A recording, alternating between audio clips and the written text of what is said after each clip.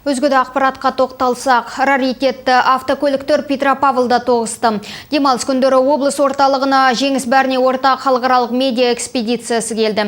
Бесбірде Победа көлігін тізгіндеген жастар шаһардың Интернационал, Пушкин және Әуезов көшелерімен жүріп өтті. Олар сондай Ұлы Отан соғысына қатысқан жауынгерлердің құрметіне орнатылған ескерткіштерге гүл шоқтарын қойып, рухтарына тағзым етті. Келесі бейнематериалымызда толығырақ. Осымен 7-ші жыл қатарынан Жеңіс бәріне ортақ халықаралық медиа экспедициясының автошеруі Ресеймен көршілес елдердің қалаларын аралап жүр. Ендігі кезек Петропавлға да жетті. Экспедиция қатысушылары ең алдымен Мәңгілік алау мемориалдық кешеніне гүл шоқтарын қойып, Ұлы Отан соғысында қаза тапқандарды 1 минут үнсіздікпен еске алды. Жалпы 23 адамнан құралған команда биыл 9000 шақырым жерді бағындырмақ. Молодежный парламент Югра қаласының жастар парламентінің ұйымдастыруымен автошеру 2012 жылы басталған болатын. Осынан кейін бұл шара дәстүрге айналды.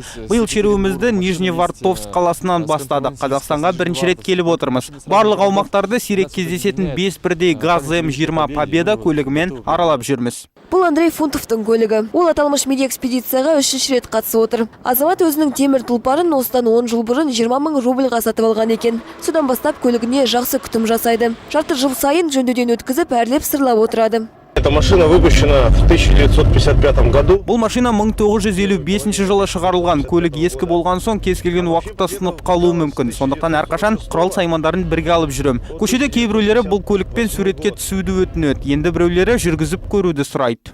Әрбір көліктің өз атауы бар. Мәселен, мынау Катюша. Темір тұлпар 1954 жылы Урал қаласындағы Горький автомобильдік зауытында жасалған екен. Ал мына көліктің аты Смуглянка. Ол 1951 жылы Ханты-Мансийск қаласында шығарылыпты. Жасы жарты ғасырдан асқан ретро көлік сағатына 80 км жылдамдықпен жүре алады. Бірнеше рет жөндеуден өтсе де, темір тұлпар әлі күнге дейін әдемі көрінісін жоғалтпаған.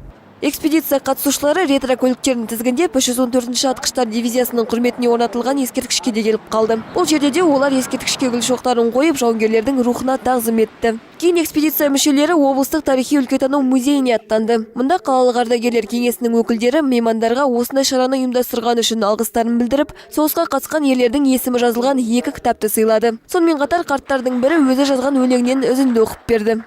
Не забудем, как девушки пели Катюшу, провожали любимых своих бой, как вести с фронта будоражили душу, радовались залпом Катюши родной. Петропавл қаласынан кейін меймандар Көкшетауға аттанбақ. Қазақстанды түгел аралап өткеннен кейін олар Қырғызстан мен Өзбекстанға жол тартады. Бұл автошеру дәстүрлі түрде 9 мамыр күні Ханты-Мансийск қаласында өтетін парадқа қатысумен аяқталады. Мөлдір Мақшева, Жұлдыз Бегермұқанов, муниципалдық телеарна.